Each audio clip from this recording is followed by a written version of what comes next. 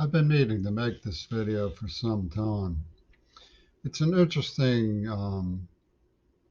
time to be making this video because Vladimir Putin is being found out for creating an alternative reality through the media for Russia's Digest regarding his invasion of the Ukraine. The reason that's interesting is because this is about the alternative reality that we in the West have been forced to live in ever since the era of Bill Clinton. Now, the people primarily responsible for this would be um, Alan Dulles, who is always said to be the highest ranking of American intelligence, member of American intelligence to infiltrate Nazi Germany, when the opposite is true. He was the highest ranking member of Nazi Germany ever to infiltrate American intelligence. Alan Dulles was a friend of Dwight Eisenhower, and Dwight Eisenhower didn't realize that he was still keeping ties with old friends who he rescued from Nuremberg for the purpose of killing Kennedy. And Dan Rather, who said when he saw the Zapruder film, he reported to America that the Kennedy's head, the president's head, goes violently forward. When he, of course, he knew that no one would see for 13 odd years the Kennedy's head goes violently backwards. So the alternative reality people who killed Kennedy and then got hold of media were firmly in play. The actual logistics of the alternative reality that they have built are very interesting to question. Bill Clinton lacked the courage or integrity ever to say what he was on his mind about the letters of Gail Burstyn. Now, what Paul McCartney has done as a attaché of Putin in America, Putin and Trump between America, they're the ones who collaborated on this fixate of alternative realities, was to say that everybody already knew that I was hung up on a girl from a girls' school. So there was no need to prove the case that I was hung up on a girl from a girls' school. There was no need to go into anything about it. So they never had to say what was on their mind because they had a United Artists Front, and an international cartel saying, we already know what happened. So we're just going to keep silent about it and do what we have to do. Now, why am I making a tape if everybody's already solidly decided? I mean, this was many, many years ago. This was 30 years ago. And my life passed me by. I didn't have much of a life. What they set out to do was show me a glimpse of the life that I could have had so that I would live out these years in pain. And what they said was toil. So why am I making a video about it? Well, there's always a chance that some young person might remember their grandmother and feel badly that she died from COVID. I'm not preying on their emotions. I'm just offering them the courtesy of an explanation of who is to blame. Chief Longlist could have Paul McCartney is to blame. As anyone can see from my blog work, I was alerting Federal Bureau of Investigation, Pittsburgh Police, peers, and various companies that there was a confederacy who were poisoning people, who were behind AIDS. It was proven, established, and they struck again because of negligence and because of the insistence on this alternative reality. So, was it necessary to engage in this alternative reality?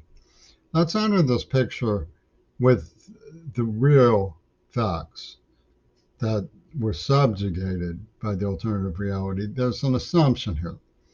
The assumption among United Artists, the European community, the British community, the media Mecca puppet show, Congress, mongered by Clinton and various of his attaches, that they didn't need to say anything because they already knew that I was hung up on a girl from a girls' school. Well, it turns out that's not the reason they're silent.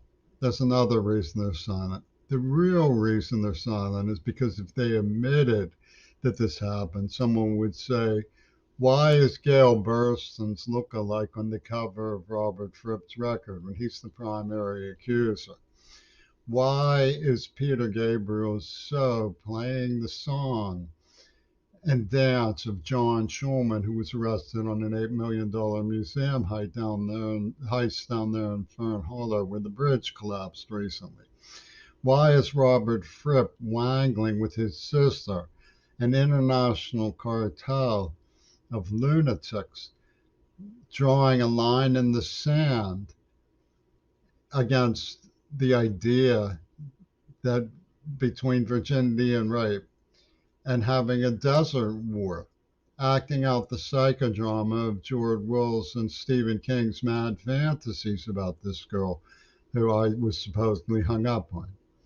When you ask questions like these, what was Reagan's attorneys doing with me in D.C. the day he claims he was shot? Why did he come out and wave to me the night before? Why does the security officer for the office that said there was scientific evidence that one of my aunts is blinded from childhood beatings and that there's a neuroplasm from a neuroplastic poison implant get shot dead? Questions like these don't get answered. Why did the people who shot Kennedy and had America mourning now have America cheering the murder of Circe Kennedy and two others of her family? Why has this happened? It's because of the alternative reality. They're quiet because they say they already know I was hung up on Leslie Katz. But the real reason they're quiet is because Leslie's partner appears on the cover of their records. They're the ones who hired Leslie Katz to portray this strange twist from the Twilight Zone. Was I hung up on Leslie Katz? There was a neuroplasm. Whereas I saying inappropriate things, she was saying inappropriate things. There's a difference between what really happened and the alternative reality that they're presenting. They say that I was a penny thief, so they murder a girl named Shannon Harps to dramatize the union's penny line. Why would they murder a girl to prove that stealing a penny is bad when I don't even steal a penny? In fact, what I have been trying to do has been a sit-down strike against peer crime, which is how I always handle peer criminals. I refuse to go along with them. I moved to get away from them. I reported them to the police. There's no police to report them to.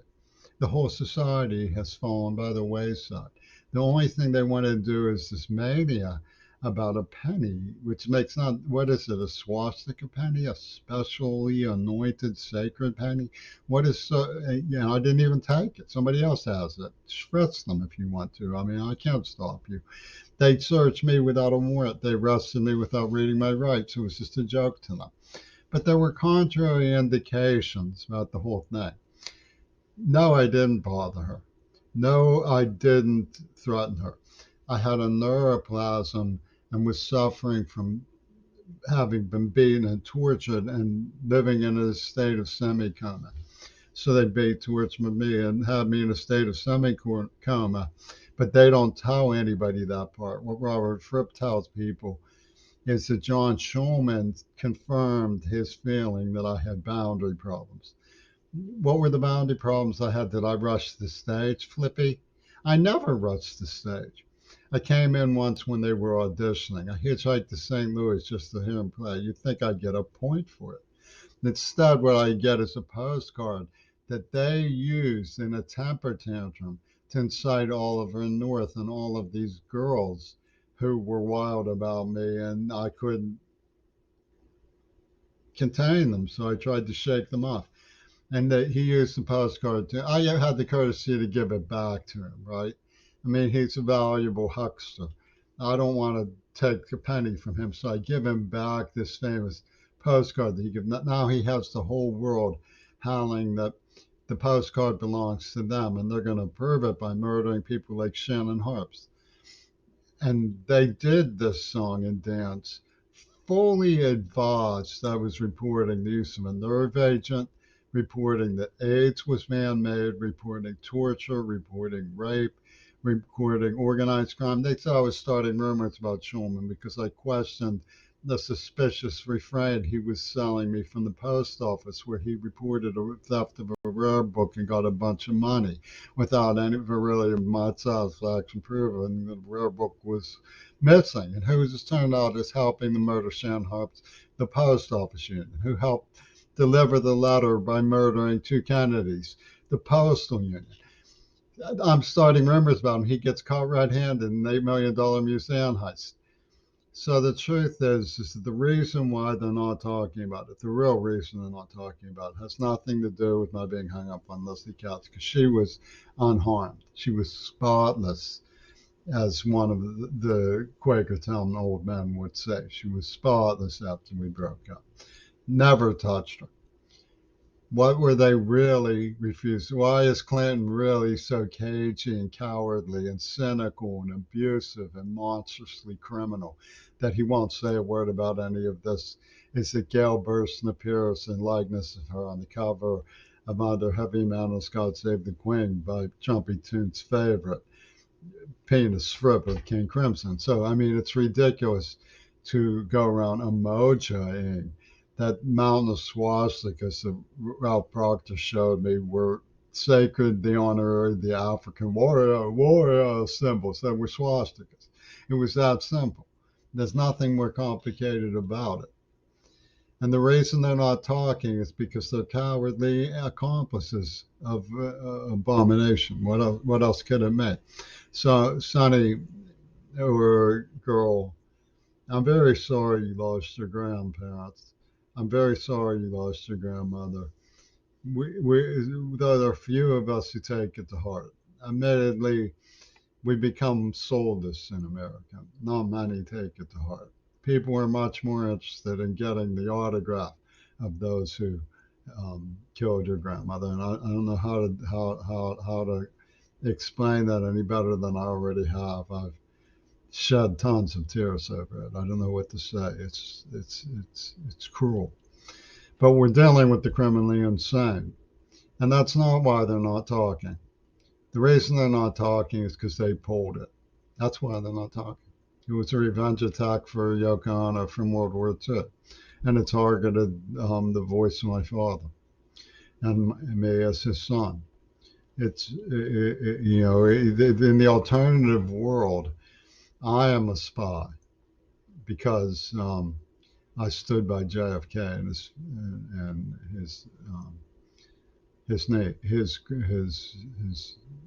his niece. You know, I don't know how to explain it any better than I have. You know, it's alternative reality. It's the world that Alan Dulles and Dan Rather built. Yeah. I'm sorry to say.